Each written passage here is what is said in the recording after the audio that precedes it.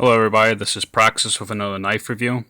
This is my second knife review. Previously, I did a video on this particular knife, which is the Spyderco Sage 1.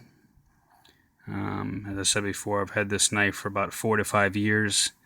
Nothing but good things to say about it. If you guys want I think a relatively decent review on it, about a couple details about it, if you're in the market to buy it, or if you just want to know how it holds up against long-term use, you can see that video. It's just called Spyderco Sage 1 First Knife Review. But today, I'll be talking about a different knife. This is actually going to be my favorite knife. And as I said previously, I have about 35 different knives. And the knife addiction never stops. You always think you have the last knife, and you always keep buying more. But I still have my favorite knife, which I'm going to jump into right now. It's going to be a very popular knife people like, which is the Spyderco Paramilitary 2.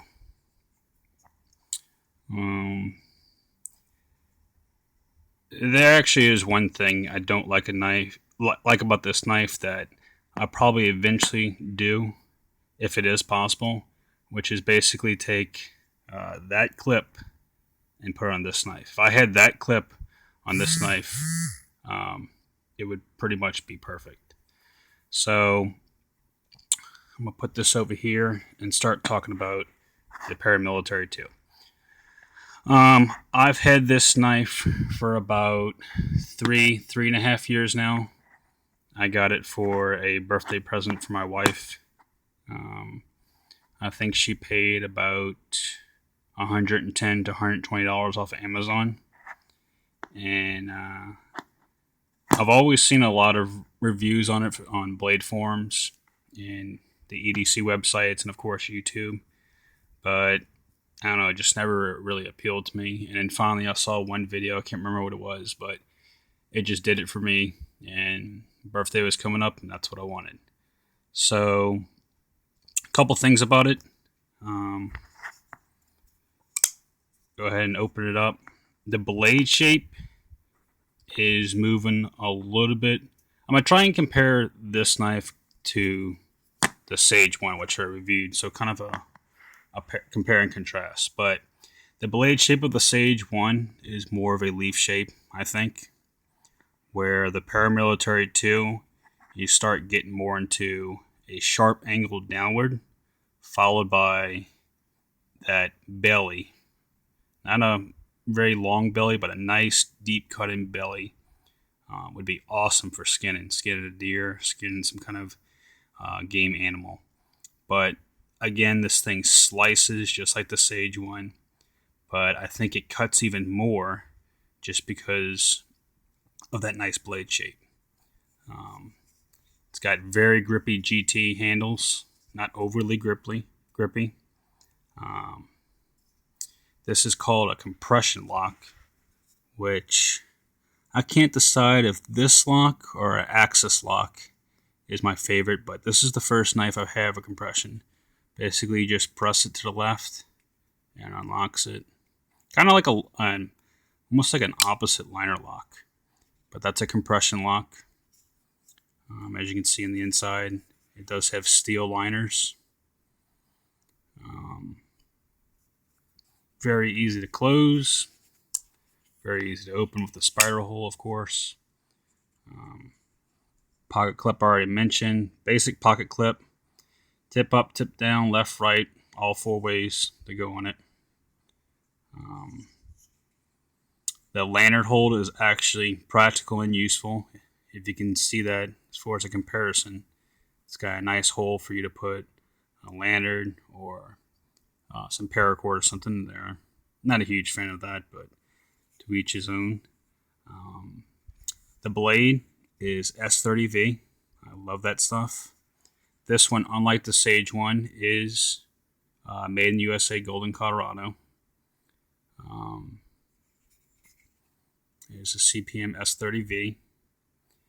Now let's talk about my favorite part about this knife, which is, besides the blade, the ergonomics. If you noticed this blade comparison to the handle, look how long that handle is compared to the blade. And I love how they did that. I've never seen a knife where the handle was like that compared to the blade. And what that does is, just like the Sage, you have a 2-grip usage. So you can grip like that for general cutting. And then for your detail work, you put your first finger here and grip up like that. And that goes to my second thing about this, the jimping. Jimping is awesome. Very good jimping. You really have to move up for it to even go anywhere. And then the bottom jimping, of course, again, like the Sage one. So just an overall really nice knife. For a size knife like this, it's also very light. Let's go ahead and weigh it.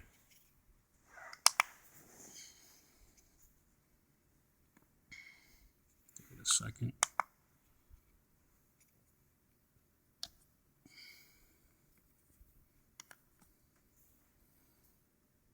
So about probably 3.84, 3.85 ounces.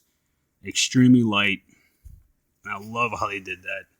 Very light knife. I love opening it like this, of course, with a spider hole.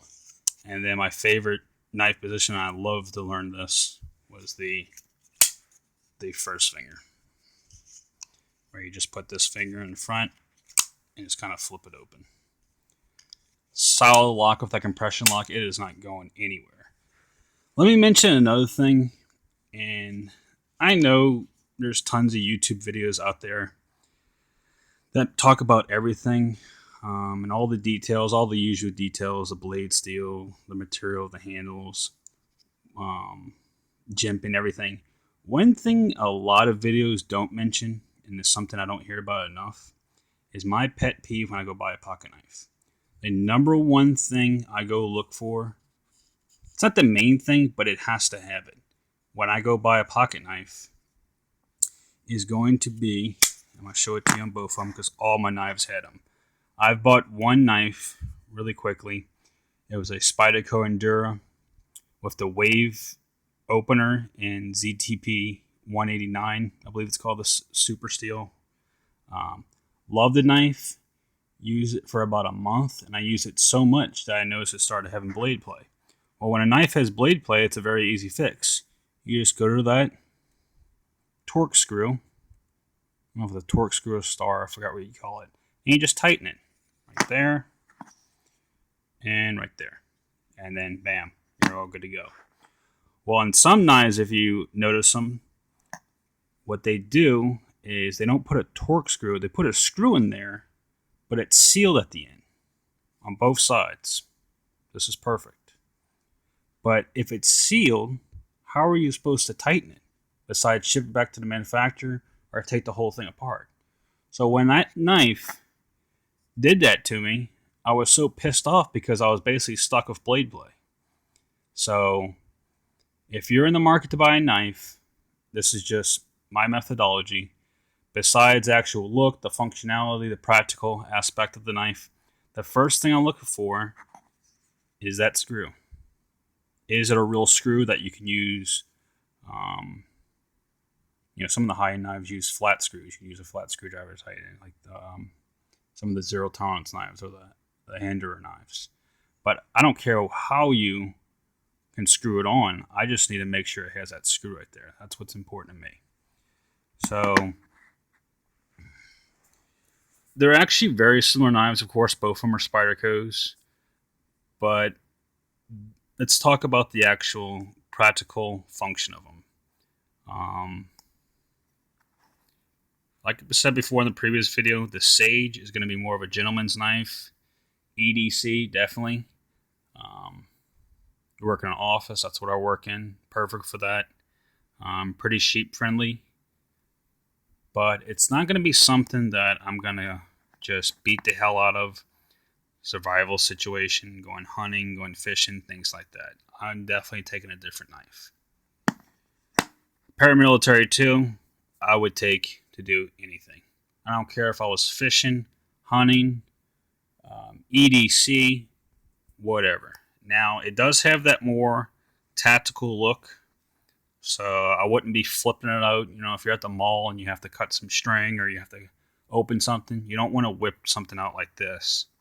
I guess it all depends on where you live too. But so functionality, this Paramilitary 2 could pretty much do it all. It is just an awesome, robust knife, but also it is a cutting machine. Blade thickness is also very good. What it does is the back of it is relatively thick, and then it goes and goes and goes and gets very thin. I don't know if you guys are familiar. It's been out for quite a while now, but the new Spyderco Delica and Spyderco Endura full flat grind, the FFG models, golly, those things are so thin.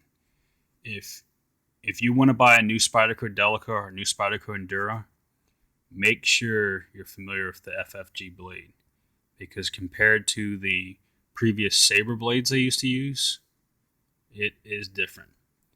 And I'm kind of paranoid about that kind of stuff too, because I'm always worried about breaking off a tip. Not that I pry with any of these type of EDC knives, but you know, you just want to have that reassurance. Okay, so this video was longer than my last one. It's because I'm learning more on how to do this, what I want to talk about, what kind of information I want to get out there. But what I'm going to be doing in the future with my videos, I don't know if this is going to catch on, but this is something that I'm passionate about and I like. That's the only reason why I'm making these videos, because I want to share what I've learned over about 10 years of collecting these things, and I want to learn from other people more and more and collect more and more. But since the Paramilitary 2, as of now, we're in 2014, is my favorite knife, every other knife, whether it's a fixed blade or folder or whatnot, could be even a case knife, I'm going to compare it to my Paramilitary 2, because I'm comparing a regular knife that I have compared to my favorite knife. What makes this knife not as good as the Para 2? And why do I like the Para 2 so much? So let's practice what I preach. Why do I like the Para 2 more than the Sage 1? Sage 1 is very close, but again, it can't handle all tasks.